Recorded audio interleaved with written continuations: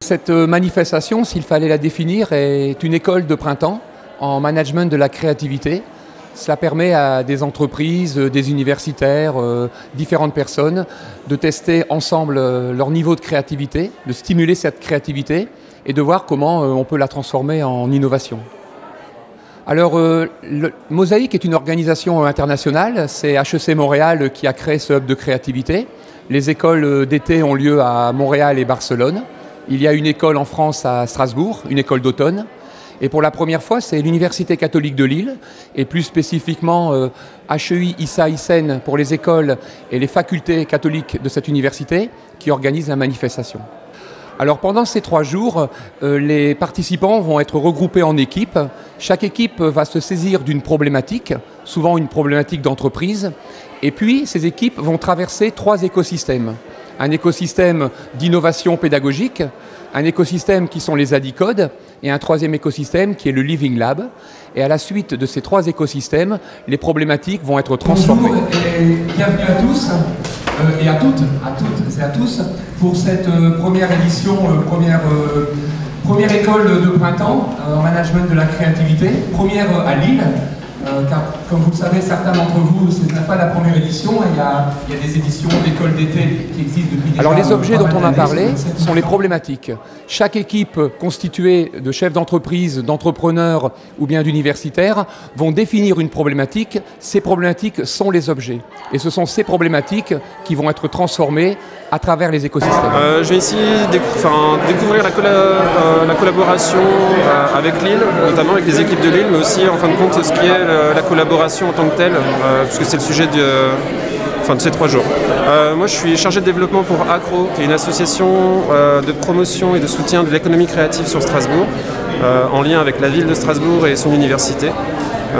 Et justement, une de nos thématiques phares, c'est la collaboration intercompétences et intersecteurs. Je suis enseignant dans ma majorité du temps, donc pour changer de posture. Et pour apprendre des techniques en créativité et faire du réseau. J'en suis dans un département innovation, entrepreneuriat, stratégie et j'enseigne également la créativité. Alors donc je me suis occupée pendant toute ma vie de projets culturels et de projets culturels en collaboration au sein d'une fondation que j'avais créée pour la musique et de professionnaliser ce que j'ai fait peut-être depuis 20 ans de façon intuitive me paraît très intéressant. Donc la collaboration, c'est évidemment des méthodologies d'avenir et j'ai envie d'être plus performante et d'avoir plus de ressources sur ce sujet. Je dénonce suffisamment les jeux en chien de faïence, les gens qui se font la gueule pour promouvoir plutôt le jeu de le jeu de co-élaboration. Et donc je viens ici m'initier sur ces méthodes, ces approches. Voilà. J'attends plutôt une inspiration qui me permette de susciter dans d'autres milieux, dans d'autres lieux, ce type d'approche que je crois de plus en plus recherchée par les uns et par les autres, même s'ils n'en ont pas une conscience très élaborée. Alors les participants de cette première école de printemps sont d'origines très différentes. Il y a des représentants d'entreprises, ça peut être des chefs d'entreprise, des directeurs, directeurs de ressources humaines, des responsables d'innovation. Pour les entreprises, ce peut être aussi des personnes venant d'institutions, privées ou publiques, institutions régionales, aussi internationales. Nous avons des participants de Belgique, de Bangkok, du Québec et même d'Amérique du Sud, pour l'une d'entre elles. Et puis vous avez des participants qui sont des universitaires, facultés, écoles ou laboratoires. Je propose de vivre cette expérience, de découvrir les gens sans savoir d'où ils viennent. Donc c'est aussi pour ça qu'on fait cette petite mise en scène des intervenants qui sont assis parmi vous. Et puis parfois, certaines personnes se lèvent, ont un rôle particulier différent, mais ça n'empêche pas que quand ils sont parmi vous sur les tables, voilà, vous êtes chacun à la même la parole a la même valeur et surtout on est dans une université mais on lutte beaucoup contre la posture sachant et apprenant. Donc aujourd'hui on a tous des talents et qui vont se montrer au fur et à mesure de la semaine. Donc vous allez nous donner par groupe la définition de la créativité, mais pour cela, vous allez utiliser un objet. Vous êtes obligé de prendre un objet de votre choix. Il peut se trouver sur vous, sur la table, en tout cas dans la pièce. Prenez un objet et il faut absolument que vous utilisiez cet objet pour expliquer votre définition de la créativité aux autres. Je pense qu'on doit donner l'objet qu'on a choisi. Box et droite. Oui. C'est intéressant. Tout à fait. Moi, je vais dire harmonique. Entre les couleurs, l'harmonie. Oui, l'harmonie. Et on peut dire qui montre un peu des différents modes aussi. Vous voyez, des couleurs foncées, des couleurs claires. Il y avait un plaisir. Voilà. Il y avait une volonté là, mais il y a aussi un plaisir. Ça colore la vie aussi. Oui, absolument. C'est du bonheur, c'est vitaminé. C'est vitaminé. C'est ça. Ça fait pas plaisir, il fait pas ça pour plaisir. Volvic, les volcans, L'eau, la vie, la créativité. Justement, la vie est créative pour pouvoir apparaître là où il faut. Donc en fait, nous, on a choisi la paire de lunettes. Parce qu'autour de notre table, 5 personnes sur 7 en ont. On ne sait pas si les 2 autres voient bien, mais bon, ça c'est un autre sujet, c'est un autre débat. Pourquoi la paire de lunettes? Donc on a dit que la paire de lunettes permettait d'apporter un regard neuf sur les choses. Il y avait en même temps la vision divergente et la vision convergente selon les angles, les doubles foyers et compagnie. Bonjour à tous, nous avons choisi comme objet ce gobelet parce qu'il nous inspirait et en fin de compte ce qu'on se dit c'est qu'on n'a pas tous la même perception des objets ou la même façon de les appréhender et ce qui est intéressant c'est justement d'avoir cet échange en commun autour de la créativité sur un objet qui pour certains leur inspire l'idée d'un chapeau, d'autres ça peut être justement juste la fonctionnalité d'un simple gobelet qu'on utilise pour boire. C'est une école très particulière parce qu'il y a très peu de conférences, très peu de meetings, très peu de workshops. En fait, tout est basé sur des ateliers créatifs et collaboratifs. Donc pendant les 3 jours, c'est l'aspect ludique un peu qui transparaît. Les participants vont être amenés à développer cette créativité. Donc c'est basé à partir de jeux qui sont des jeux très divergents et puis des périodes de réflexion plus convergentes. Donc nous allions la divergence et la convergence de manière à créer de nouvelles idées. C'est quoi la croyance sur laquelle tout le monde va adhérer au projet? Tu vois ce que c'est qu'on va pouvoir produire? On fait la carte mentale là à l'instant de la problématique concernant Renault qui décide de réduire sa vente de voitures à un seul modèle et donc on doit réorganiser toute l'entreprise. Donc un seul modèle, une seule couleur, une seule forme et donc on a commencé à rêver au fait que ce soit les clients, le peuple qui décide cette voiture. Et donc on est en train de réorganiser l'entreprise et réfléchir à ça pour aboutir ce projet. Mais on n'en est qu'au début là. Donc c'était un team building. Et on va faire comme ça maintenant et on va se demander si l'équipe a passé une excellente soirée. On n'a pas mis le boss qui offre les t-shirts. Si là. Cadeau, t-shirt LED. Sortir du compte. On a rêvé, voilà, la situation. Maintenant, il faut aller au-delà. On commence à trouver donc l'organisation fonctionnelle. Ce matin, on les a fait travailler sur leur profil créatif. Donc il y a 4 types de profils créatifs. On leur a fait faire des petits exercices pour qu'ils déterminent quel profil ils avaient. Et puis ensuite pour qu'ils puissent se regrouper en diversité, parce qu'au niveau de la créativité, plus on est des profils, on a des types de créativité différentes et plus on est productif. Donc ça leur a permis après de faire de la diversité dans leurs équipes. Et ensuite, en fait, on leur a demandé de travailler sur des problématiques, des objets qu'ils avaient envie de transformer pendant cette semaine. Une casserole, une poire, un ordinateur, une banane. Et en fait, vous vous obligez à combiner ces deux items pour créer un objet nouveau.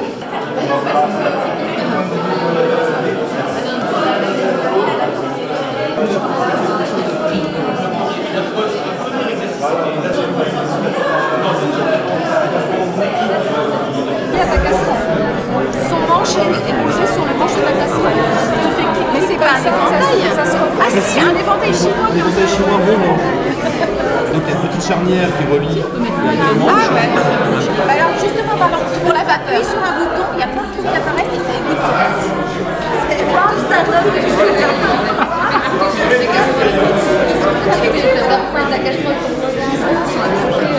Des arbres qui plongent leurs racines dans la mer et qui filtrent l'eau salée. En fait, on a été très audacieux. On n'a pas prévu de problématiques au préalable qu'on aurait pu travailler et leur proposer. En fait, là, on leur a vraiment proposé de travailler sur des choses qui leur étaient personnelles. Donc, il a fallu qu'ils s'agrègent, qu'ils se rendent compte, qu'ils aillent à la rencontre des problématiques des autres. Et qu'on va tous se réinventer pour être à la fois plus collaboratif, plus intelligent, plus pertinent, plus co-créateur. Très bien, oui. Je suis d'accord. Eh bien, allez-y, on vous attend. Alors le jeu c'est vraiment très important parce que plus on s'amuse, plus on se désinhibe déjà et plus on est créatif parce qu'on retrouve son énergie d'enfant et c'est dans l'enfant qu'est la créativité. Vous allez voir que dans la suite de la journée, on va les pousser encore plus loin dans le côté enfantin parce que c'est vraiment cette ressource qu'on a en nous parce que quand on est adulte, on nous apprend à rationaliser, ce qui est une bonne chose, mais du coup, on oublie de s'évader et on a besoin des deux dans l'innovation. On a besoin d'une phase de divergence où on rêve à des choses impossibles et ensuite on passe dans une phase de convergente où on va rendre les choses possibles, mais il faut d'abord se sortir de tous nos carcans qui sont normaux parce qu'on travaille dans des métiers où on a besoin de créer des automatismes pour aller plus vite, c'est normal, mais il faut savoir aussi s'en dégager. Concevoir ton outil en disant l'utilisateur typique c'est ça, mais il faut le rendre suffisamment flexible et suffisamment stable que tu sois capable d'agréger. Les théories existent depuis très longtemps, elles sont très peu appliquées parce qu'on est dans des structures qui sont très hiérarchiques et que justement le fait d'insister sur le co, il faut lâcher son territoire, il faut lâcher en fait. Et c'est difficile dans nos sociétés parce qu'on a été habitué à ce qu'il y en ait un qui décide et les autres qui suivent. Mais ça marche plus parce que ça marchait dans les systèmes où on pouvait savoir que dans 5 ans, il allait se passer ça. Aujourd'hui, on est dans des systèmes tellement évolutifs qu'une seule personne ne peut plus savoir à elle seule ce qu'il faut faire. Moi, il me manque un petit coup de baguette magique pour leur donner des méthodes, des façons d'être. C'est pour ça qu'il faut qu'ils trouvent du plaisir. Parce qu'ils se connaissent parfois mal, parce qu'ils ont d'abord des objectifs personnels qui ne sont pas forcément prioritaires par rapport au bien commun. Et donc, du coup, comment on fait pour qu'ils vivent une expérience de groupe qui les transforme finalement? Motivation par le plaisir, le fait qu'ils vivent une expérience vraiment de travail collaboratif. C'est un mot tellement utilisé, je ne peux pas le dire. Aujourd'hui, notre environnement change de façon de plus en plus forte et on est obligé humainement de fonctionner sur d'autres types de fonctionnement et on n'a pas du tout l'habitude, on ne nous a pas éduqués comme ça parce que ok, les écoles Montessori ça existe, mais moi j'y suis pas allée, il y a très peu de gens qui y vont. Ces 3 écosystèmes ont des particularités différentes. Dans le premier, l'innovation pédagogique, la particularité est de changer les postures. On va parler par exemple de classe inversée, de pédagogie transformée.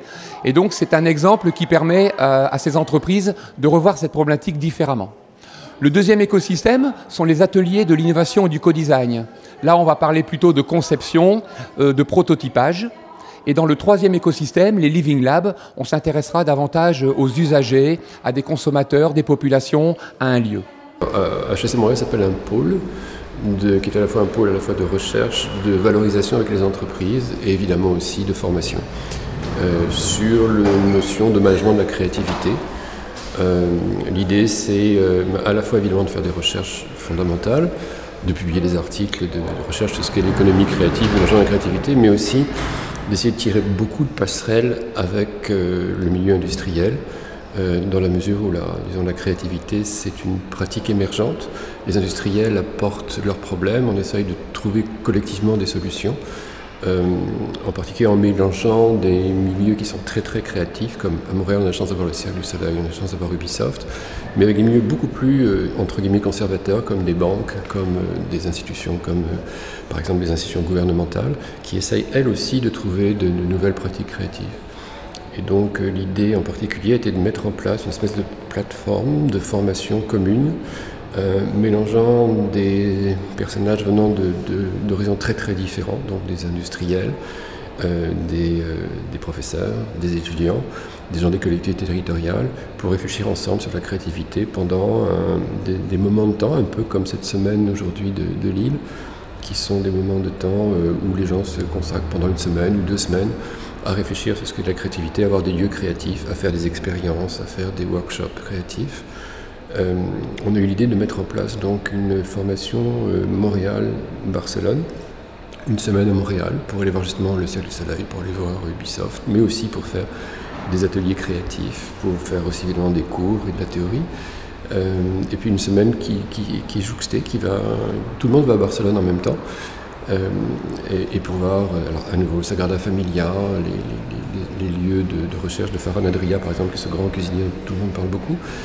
Et ce qui se passe, c'est c'est à peu près 70 personnes qui viennent de tous ces horizons, de toute tranche d'âge, de toute position, du vice-président d'Ubisoft ou de Decathlon jusqu'à des professeurs et des étudiants de doctorat ou de fin de 2e cycle. Et disons, au bout de 2 semaines, il se crée une véritable communauté entre toutes ces personnes. Et très souvent, il y a des spin-offs, il y a des projets. Il y a une communauté créative qui émerge et qui donne lieu, en particulier à de nouveaux développements de ces formations.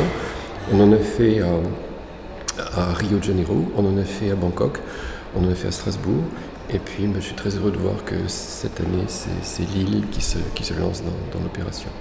C'est grâce effectivement aux économies développées, on a développé la prévention, si bien il y a de moins en moins de malades. Ce qui est intéressant, c'est que le thème de créativité est général, mais la manière de pratiquer la créativité est très différente d'un lieu à l'autre. C'est ça qui est intéressant. Alors, je sais pas, pour donner un exemple, Montréal, c'est beaucoup d'industrie créative. Je vais vous citer le cirque Ubisoft, mais je pourrais citer Moment Factory, je pourrais citer énormément. Le Québec se démarque par énormément d'industrie créative. Vous allez à Barcelone, c'est un peu différent. Barcelone, c'est des créateurs au sens individuel. Donc vous avez Gaudí, vous avez Ferran Adrià, Picasso, Miro, je ne sais pas, c'est le créateur. Vous allez à Bangkok, c'est assez différent. Bangkok, c'est des odeurs, des visions, des images, du son, de la musique, des couleurs. Et donc la créativité va s'exprimer, je dirais, se décliner sous différentes formes. Vous allez à Strasbourg, c'est une université qui est très très scientifique et aussi avec des instances internationales. Et donc on va s'intéresser à des choses qui sont très très différentes. Et puis Lille, c'est ce milieu autour de l'université catholique et puis du groupe HEI Saint-Seine, qui est un groupe d'ingénieurs très ouvert sur le milieu industriel. Et donc c'est une autre forme de créativité qui s'exprime. Et donc c'est ça qui est intéressant, c'est que partout où on va trouver une créativité très différente, mais en même temps complémentaire. Mesdames et messieurs, bonsoir. Donc ce soir, un petit reportage particulier sur le territoire du Boulonnais, où nous sommes intéressés à la question de que vont devenir les exploitations laitières après l'arrêt des quotas laitiers. Bonjour Claire Chazal, merci de nous recevoir. Donc je vais vous présenter notre projet, qui est un beau projet, qui consiste à mettre en place un mode collaboratif transdisciplinaire. Donc l'objectif c'était de créer un lieu qui soit neutre et qui soit mobile à la fois, qui puisse être installé à la fois dans... Pendant longtemps, on a cru que, grosso modo, la créativité c'était l'apanage de génie, avec la grâce de Dieu, etc. Non, la créativité, ça se prépare, ça s'organise collectivement, ça peut se faire en équipe. Il faut simplement avoir la capacité de pouvoir dialoguer, discuter et croiser les regards. Croiser les regards, c'est très très important. Donc aujourd'hui, on découvre la créativité, c'est plus une activité collective qu'une grâce individuelle. Alors bien sûr que les génies, ça existe quand même, mais en fait, quand on regarde tous ces génies, même les Picasso, les Braque, les Ferran, Adrià, etc., ils ont tous une équipe derrière, ils ont tous un collectif qui met en pratique la vision collective. La suite du programme, alors ils vont avoir 2 conférences cet après-midi, une de la part de Pierre Giorgini et l'autre de Patrick Coendé et Laurent Simon. Ces 2 conférences ont pour fonction de les décadrer, de les envoyer encore dans d'autres choses, de les ouvrir sur d'autres façons de voir. Et à la fin de la journée, ils devront reformaliser leurs problématiques en équipe pour les rendre compréhensibles à n'importe qui.